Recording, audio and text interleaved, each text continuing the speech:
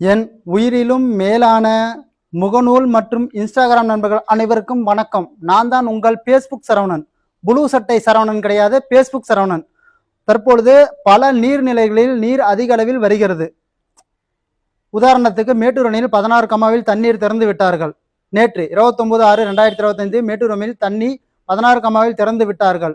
இனி பூலாம்பட்டி, கல்வடங்கம், மேட்டூர், பவானி, பள்ளிப்பாளையம், குமாராபாளையம் போன்ற அனைத்து நீர்நிலைகளிலும் நீர் அதிக அளவில் வரும்.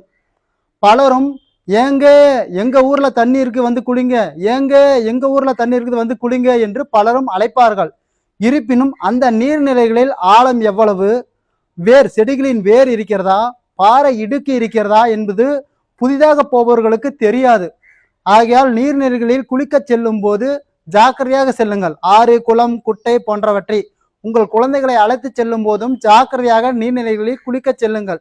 ஏனென்றால் மண் புதிரை நம்பி ஆற்றில் இறங்காதே என்று ஏற்கனவே ஒரு பழமொழி இருக்கிறது. எந்த ஆற்றில் என்ன இருக்கும் என்று நமக்கு தெரியாது. நீங்கள் புதிதாக ஒரு இடத்துக்கு போகிறீர்கள் என்றால் சில இடத்தில் வழுக்கும், சில இடத்தில் முதலை இருக்கும், சில இடத்தில் பாம்பு இருக்கும், பெரிய மீன்கள் இருக்கும், நண்டு இருக்கும், மற்றும் யாராவது காலை பிடித்து இழுப்பார்கள் போன்ற பிரச்சனைகள் எல்லாம் இருக்கும். ஆள் நடமாட்டம் இல்லாத இடத்துக்கும் துணை இல்லாமல் போகாதீர்கள். இது போன்ற நீர்நிலைகளில் குளிக்க செல்லும் போது அனுபவம் நிறைந்தவர்களை அழைத்து செல்லுங்கள். தெரியாத இடத்தில் புதிதாக போகும்போது டக்கு என்று நீர்நிலைகளில் குளித்து விடலாம் என்று எண்ணாதீர்கள். பல ஆபத்துகளும் நிறைந்திருக்கும். ஜாக்கிரதையாக குளித்து வாருங்கள். எனக்கு தமிழ் அந்த அளவுக்கு வராது, இப்போ தற்பொழுதுதான் பழகி வருகிறேன். ஆகையால் என்னுடைய தமிழில் தடுமாற்றம் இருப்பின் கொஞ்சம் அனுசரித்துக் கொள்ளுங்கள். மீண்டும் அடுத்த ஒரு காணொலியில் சந்திக்கலாம். வணக்கம், நன்றி. நான் உங்கள் பேஸ்புக் சரவணன். டாடா.